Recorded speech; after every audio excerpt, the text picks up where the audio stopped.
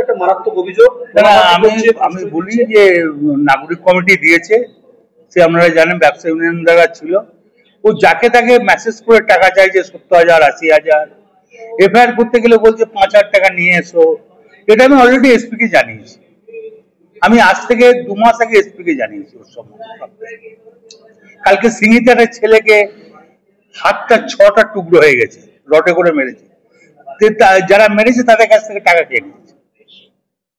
এখন তো অভিযুক্তরা গ্রেফতার হয়নি। হ্যাঁ, দুটো ফালতু লোক অ্যারেস্ট হয়েছে, যে অরিজিনাল স্বপন তাকে এখন অ্যারেস্ট করা হয়নি। স্বপন এবং সঞ্জীব মুখার্জি, স্বপন এরা এখন অ্যারেস্ট হয়নি। এবং সাংঘাতিকভাবে মারধর। হ্যাঁ, আপনারা দেখিয়েছেন, টিভিতে দেখিয়েছেন। এই অরাজকতা বোলপুর শহরে চলছে। বোলপুর তো একটা হেরিটেজ শহর, কি করবো? তা যদি এই ধরনের আইসি আছে, আমি এসপি কে বলেছি, আমি অ্যাডিশনাল এসপি কে বলেছি, ডিআইজি কে বলেছি, সামসিং কে বলেছি, এই আইসি রেজিস্টার সামসিং কে বলেছি। আমি তো অলরেডি সবাইকে জানিয়েছি, এই আইসি রেজিস্টার সবাইকে জানি, এমনকি আমি আমাদের রাজীব কুমারকে জানিয়েছি, জিবিটিলে তুলে না হোক, বোলপুরের পরিবেশ নষ্ট হয়ে যাচ্ছে।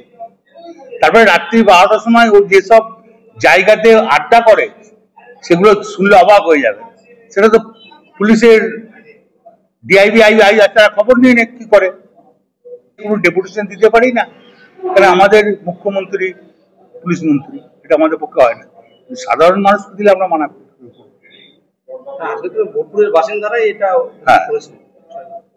ট্রাফিক নিয়েও খুব সমস্যা, সব ব্যাপারে মানে 2বার 3বার করে কেস দেওয়া হচ্ছে পয়সার জন্য, দিয়ে তারপর মেসেজ করে। এবং মেসেজ গুলো তোমাদের দেখেছেন কিনা আমরা জানি না, 70,000 40,000 করে মেসেজ গুলো আছে, আমরা আমাকে দেখাতে এসেছিল, আমি দেখে কি আইসি নিজেই মেসেজ করছে।